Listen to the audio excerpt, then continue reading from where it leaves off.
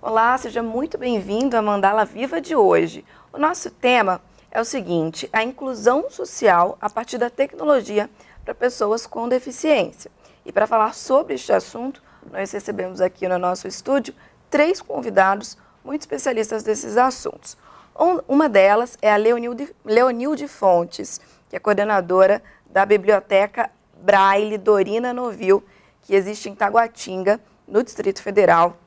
Leonilde, obrigada pela presença. Prazer. Temos aqui também a Maraísa Borges. Ela é chefe do Núcleo de Transtorno Global de Desenvolvimento, conhecido como TGD, da Secretaria de Educação do Distrito Federal. Maraísa, obrigada. Obrigada. Temos aqui também o Luiz Guido. Ele é secretário substituto da Secretaria de Ciência e Tecnologia para a Inclusão Social do Ministério da Ciência, Tecnologia e Inovação. Secretário, obrigada pela participação. Bom, para a gente começar, eu vou pedir para que cada um dos nossos convidados explique o que as suas instituições estão fazendo nesse âmbito da inclusão social para pessoas com deficiência. Vamos começar pelo secretário. É o seguinte, secretário, essa é uma secretaria na qual o senhor trabalha dirigida especialmente para a inclusão social de pessoas com deficiência, é isso? Não, a Secretaria de Ciência e Tecnologia para a Inclusão Social, ela atua em vários segmentos, né, várias ações. Temos tecnologia social, inclusão digital, cidades sustentáveis, e diante do fato do governo federal, ano passado, em novembro, ter lançado o plano, ano passado não, em 2011, ter lançado o Plano Nacional Viver Sem Limite, onde envolve 15 ministérios, a CECIS, representando o Ministério da Ciência e Tecnologia, ela ficou responsável por algumas ações na área de tecnologia assistiva, né? Tecnologia assistiva, nos nossos conceitos, é aquela tecnologia que propicia a autonomia de pessoas com deficiências permanentes ou temporárias. Então, é uma das ações da Secretaria, mas temos outras que também se convergem para a mesma tecnologia, né? Porque a inclusão digital também, apesar de atender pessoas sem deficiência, também atende pessoas com deficiência. E na prática, quais são essas ações, esses projetos? Me dê um exemplo, que é para os nossos telespectadores entenderem do que se trata. Bom, uma das ações que está incluída dentro do Plano Viver Sem Limite é a criação do catálogo de produtos de tecnologia assistiva. Esse catálogo ele está disponível no site assistiva.mct.gov.br e também na própria página do Ministério da Ciência e Tecnologia. Então, ali tem mais de 1.500 produtos que são vendidos no Brasil para propiciar a autonomia dessas pessoas com deficiência ou mobilidade reduzida. Ok, secretário, agora nós vamos ouvir aqui a palavra da professora Maraísa, que participou e orientou, né, professora, um projeto muito interessante, que é o seguinte, um software de alfabetização. É exatamente isso, professor? Explica aqui pra gente. Bom, nós trabalhamos, né, na orientação e na produção desse software em parceria com a Universidade de Brasília, alunos que estavam se concluindo, né, a graduação do curso de computação. Nós desenhamos uma ferramenta, mas para pessoas com deficiência intelectual e pessoas que não tiveram a oportunidade de serem alfabetizadas, né, na sua época lá atrás, né, no momento da sua vida. Né. Nós trabalhamos com atividades de vida diária dele, palavras do cotidiano, né, e toda a parte motivacional da ferramenta foi gravada por um casal com síndrome de Down, jovens, né, adolescentes com síndrome de Down. E talvez tenha sido aí a grande motivação dessa ferramenta, porque eles se veem enquanto pares, são motivados, né, por eles próprios e não por um professor, conseguem utilizar independentemente essa ferramenta. Então, assim, a gente vê que a ferramenta, ela tem atingido objetivos até além do que a gente esperava. O software, ele tem todo um apelo social, né, de participação. O próprio nome diz participar. Nós temos alunos hoje que estão namorando, né, que estão conhecendo outros colegas de outros estados e até de outros países. Então, a ferramenta, ela atingiu um objetivo muito maior do que o que a gente esperava. Agora eu quero ouvir a palavra aqui da Leonilde, que é a coordenadora da Biblioteca Braille Dorina Novil, aqui em Taguatinga. Coordenadora, me explica aqui, a biblioteca tem mais ou menos quantos títulos? Quem são as pessoas que procuram? São títulos para todas as faixas etárias? Fala um pouquinho sobre isso aí para a gente.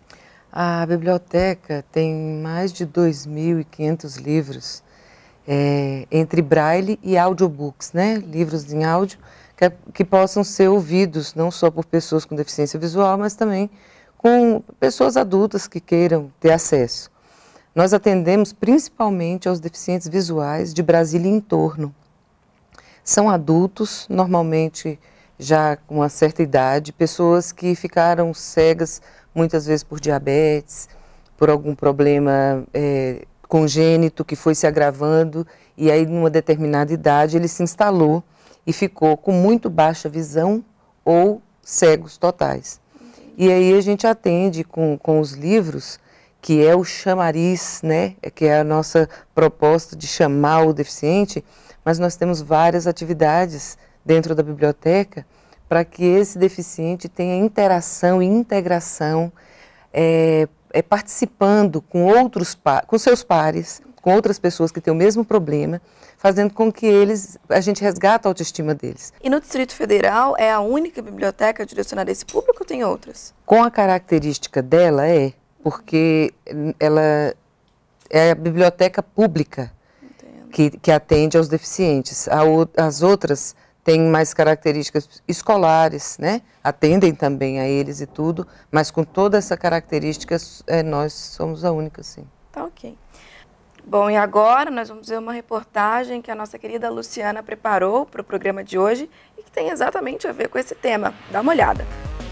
Oi, gente! Como o programa de hoje é sobre tecnologias assistivas, eu trouxe vocês aqui para a UNB, para o Laboratório de Informática LINF, para conhecer um software super interessante que foi desenvolvido pelos próprios alunos de Ciência da Computação, que ajuda a inclusão social de pessoas com deficiência intelectual. Vamos lá conhecer?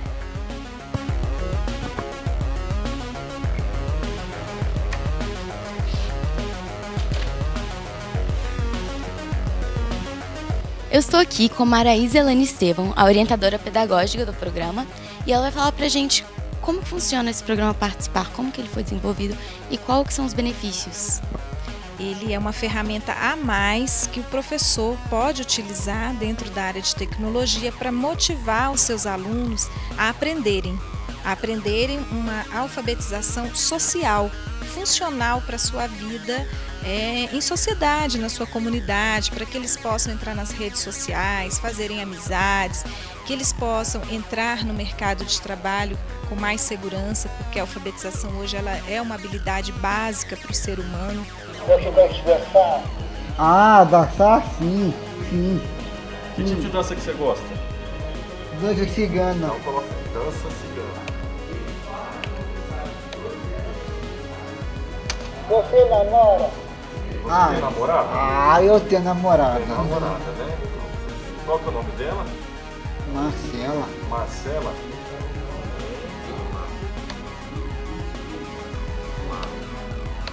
Tonico, você gosta do programa? Muito. Como que você acha que ele ajuda as outras pessoas? Para que ensina os alunos para usar o computador. Para ele ensina para ler, escrever, para usar o computador, para namorar também. E ele ajuda também a inclusão social, as pessoas a irem aos lugares? Tem, porque ele ensina os alunos para ler, estudar, ir para o teatro, ir para o cinema. para o mundo de cursos. Como que foi essa experiência? A gente viu que você estava lá na gravação, você fez a apresentação do software. Como foi fazer essa apresentação?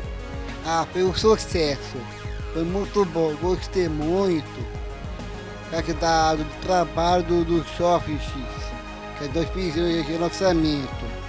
Foi um sucesso, foi muito legal. Eu estou aqui com o Thiago Galvão, um dos alunos de Ciência da Computação que optou por desenvolver esse software como trabalho de conclusão de curso.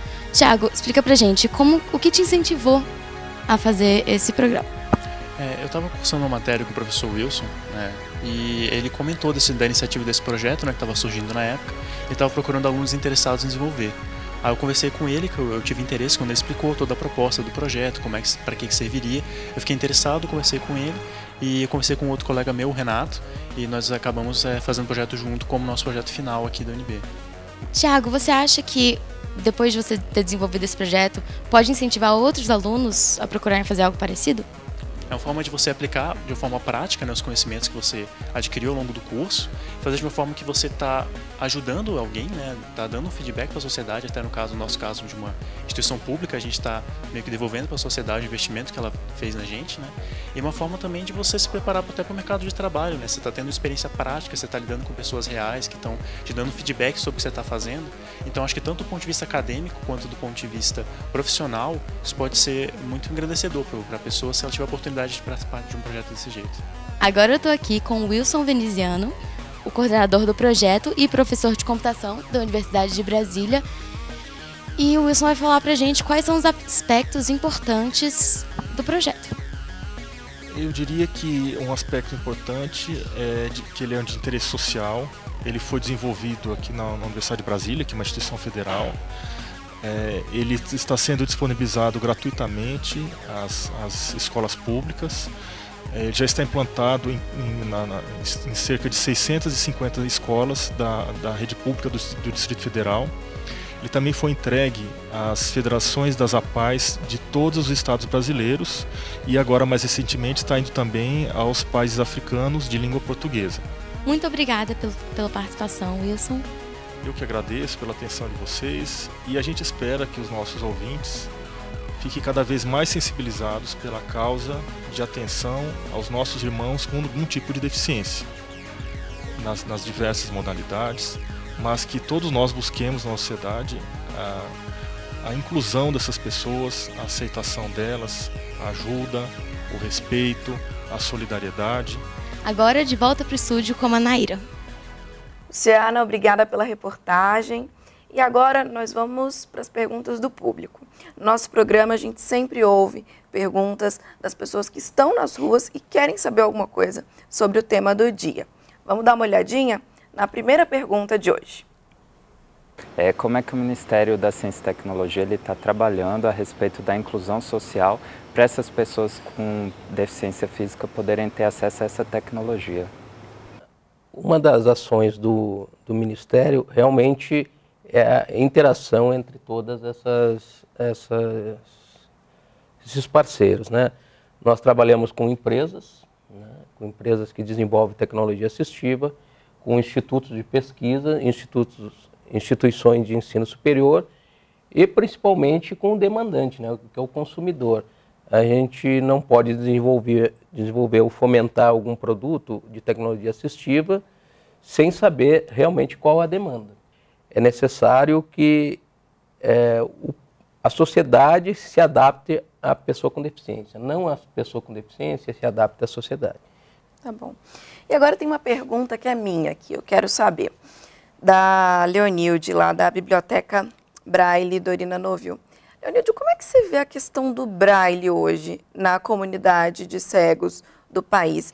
Olha, existe uma importância de divulgar o conhecimento Braille entre os deficientes ou a pessoa que está ficando deficiente, mas muitas das pessoas que estão hoje na faculdade e que frequentam a biblioteca, elas utilizam muito o áudio, porque tem pressa, precisa ler, temos alunos, por exemplo, fazendo direito, é um volume muito grande de leitura, então precisa de um parceiro vidente para estar lendo para ele, ou de alguma gravação de livros extensíssimos para que eles possam ter acesso.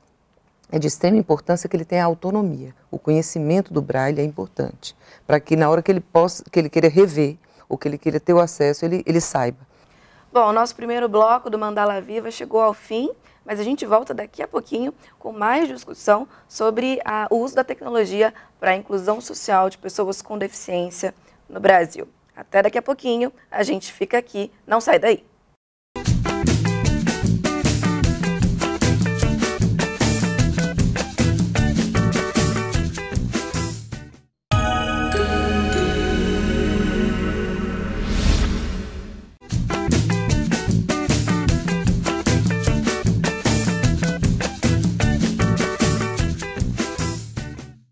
Olá, estamos dando continuidade à Mandala Viva de hoje, que tem como tema o uso da tecnologia para a inclusão social de pessoas com deficiência. No nosso estúdio hoje, nós temos a Leonilde Fontes, que é coordenadora da Biblioteca Braille, Dorina Novil, que existe em Taguatinga, aqui no Distrito Federal. Temos também a professora Maraísa Borges, ela é chefe do Núcleo de Transtorno Global de Desenvolvimento, conhecido como TGD, da Secretaria de Educação do Distrito Federal. E temos também o Luiz Guido, que é secretário substituto da Secretaria de Ciência e Tecnologia para a Inclusão Social do Ministério da Ciência, Tecnologia e Inovação. Para dar continuidade, nós vamos começar esse segundo bloco ouvindo uma pergunta do público sobre o nosso tema de hoje. Vamos dar uma olhadinha. Que dificuldades se encontram para a criação e produção desse tipo de tecnologia? Secretário, no Ministério, no governo, o que se torna um desafio para a criação dessas tecnologias de inclusão? Bom, o nosso desafio principal é agregar todas as empresas e indústrias que criam essa tecnologia assistiva para as pessoas com baixa mobilidade ou mobilidade permanente. E também o custo desses equipamentos. Atualmente, os equipamentos produzidos no Brasil, eles são ainda muito caros para pessoa de baixa renda. E o MCTI, o Ministério da Ciência e Tecnologia, ele fomenta essa inovação visando baixar o custo. E agora mais uma pergunta do público, dessa vez com relação a pessoas com deficiência visual. Vamos dar uma olhadinha.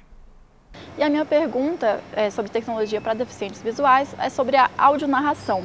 Porque assim, as novelas, propagandas, filmes, eles podem ser adaptados para deficientes visuais, não é algo caro, é apenas uma narração para dizer o que está acontecendo na cena, para que eles entendam também. Mas por que os cinemas, as grandes produtoras não fazem isso? Bom, Leonilde, eu acho que você é a pessoa ideal para responder essa pergunta. Você concorda com a Ana Paula? Existe pouca audiodescrição para filmes e também para novelas aqui no Brasil? E é realmente um mecanismo barato? Tem uma certa dificuldade ainda, ele ainda não foi muito divulgado e não tem muitas pessoas que fazem esse tipo de trabalho, mas já está acontecendo muitos cursos para que isso aconteça. Esse olhar já está sendo bem aumentado, está tendo uma lente de aumento aí nesse lugar, para que possa atender essas necessidades, ter número de pessoas que possam fazer isso com uma frequência maior e com um âmbito maior, né, uma extensão maior de atendimento. Vamos dar uma olhadinha então em mais uma pergunta do público para o nosso programa de hoje. Como a tecnologia inclui pessoas com deficiência no âmbito laboral e educativo? A alfabetização como habilidade básica, assim como a informática, como muitas empresas hoje exigem até um idioma, um inglês, a alfabetização para a pessoa com deficiência, ela é importantíssima. E ela tinha sido um fator de exclusão, né, dessa perspectiva de inserção no mercado de trabalho. Então, quando nós tivemos a ideia realmente de criar uma ferramenta que atendesse a necessidade desse público, especificamente com deficiência intelectual, jovens e adultos, né, que não eram contemplados pelos métodos tradicionais e pela própria EJA, foi no sentido de inclusão maior desse público no mercado de trabalho, que acabava sendo um pouco rejeitado em função dessa dificuldade deles de leitura, né? Bacana, professora. E agora uma pergunta nossa aqui, do Mandala. que motiva vocês três a trabalhar com pessoas com deficiência, com tecnologias para essas pessoas, para esse público, né? Por quê? O que move vocês aí por dentro? Conta um pouquinho, Leonilde. Para o meu principal, porque eu gosto de gente. E aí, a partir disso, a inclusão faz toda a diferença, porque quando você diz, eu gosto de pessoas, pessoas comuns, que a gente tem no convívio geral, é uma coisa. Mas quando a gente tem o convívio com a deficiência, a gente aprende muito mais sobre a gente, muito mais sobre o que a gente pode fazer por si e pelo outro. E aí a gente tem uma motivação diária, porque a gente aprende um pouquinho a cada dia. O importante é a convivência com essas pessoas, porque a gente aprende muito com essas pessoas. E, no fim, a gente percebe que nós todos ou temos alguma deficiência ou ainda teremos, né? Inclusive quando na idade mais avançada, quando a gente for idoso, e algumas deficiências temporárias. Se a gente quebrar uma perna, com certeza a gente vai precisar de uma cadeira de roda ou mesmo de uma rampa para subir com essa cadeira de roda. Tá. E você, professora Maraísa? Bom, para mim é um privilégio muito grande, né, servir como instrumento, como ferramenta e até como um mecanismo de tradução desse mundo deles, né, para o nosso. A gente aprende muito mais com eles, com certeza. Eles nos humanizam a cada dia, eles nos mostram como fazer, né? Agora é preciso que a gente os escute, porque muitas vezes a gente acha que estudou, tem lá uma graduação, uma pós-graduação e que sabe tudo sobre eles, muito pelo contrário, né? É o dia a dia deles quem nos ensina realmente, né, essa convivência, essa tradução do mundo deles para o nosso, né?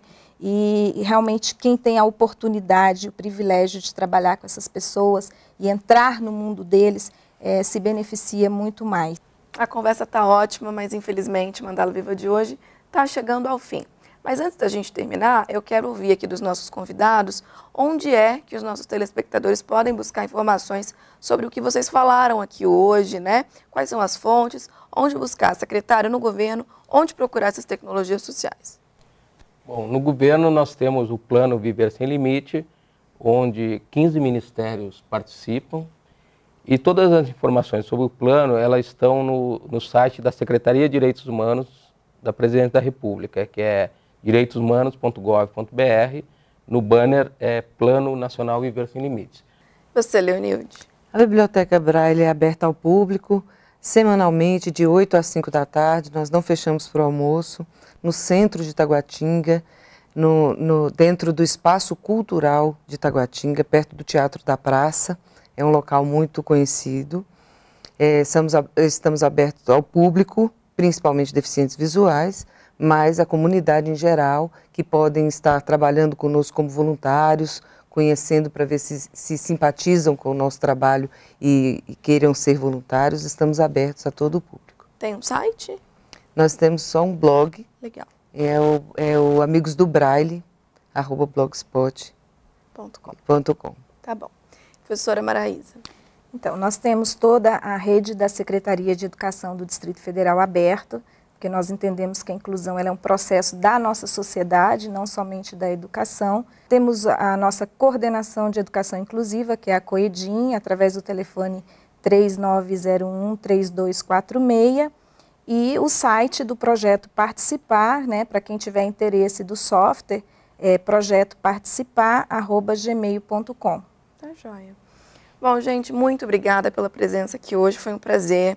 E a gente realmente fica muito agradecido e muito honrado de ter a presença de vocês aqui para poder discutir um tema que é realmente tão importante para a sociedade. Obrigada. Muito obrigado. Bom, nossa entrevista de hoje acabou e agora vocês vão ficar com o quadro cultural do dia com o querido William Sainz. Olá, pessoal. E no quadro cultural de hoje, do seu Mandala Viva, vamos entrevistar o Lúcio Piantino, direto da Feira da Torre, aqui em Brasília. Ele está sentadinho aqui esperando a nossa equipe. Tudo bem, rapaz? Como é que você tá? Ótimo! E esse, pessoal, é o Lúcio, grande pintor, jovem aqui de Brasília, que vai falar um pouco da sua vida e do seu trabalho para a gente.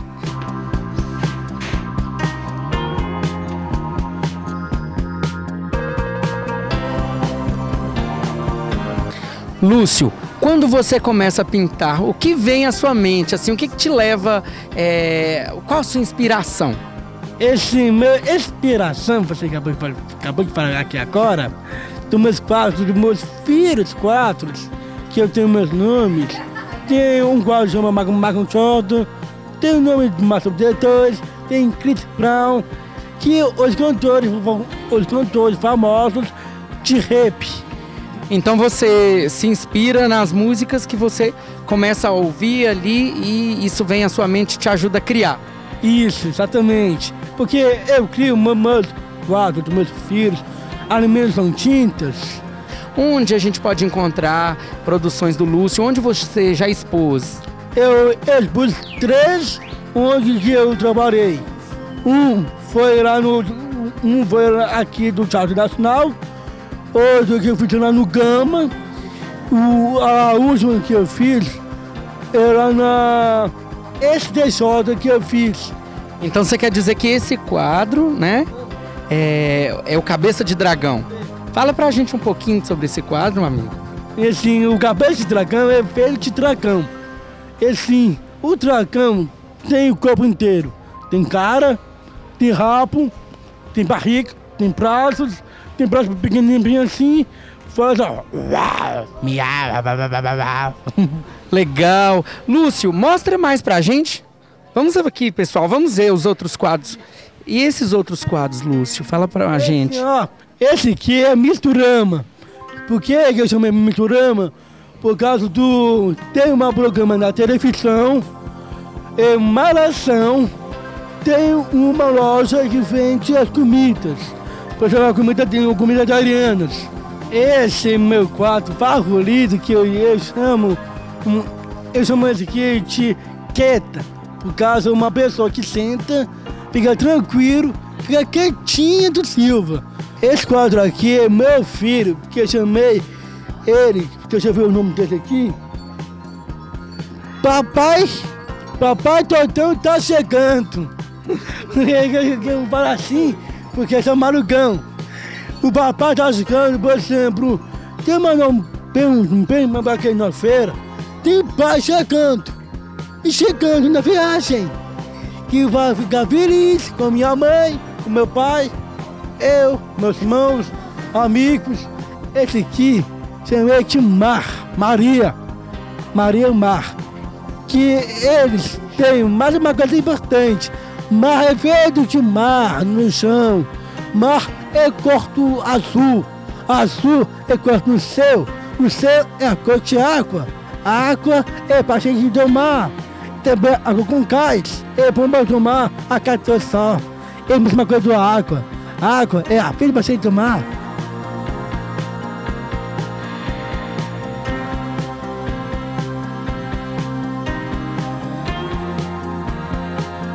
Legal, pessoal. E o Lúcio vai pintar ao vivo para você que está em casa conferir um pouco mais do trabalho, um pouco mais da criação dessas belíssimas criações de Lúcio Piantino, direto da Feira da Torre, aqui em Brasília.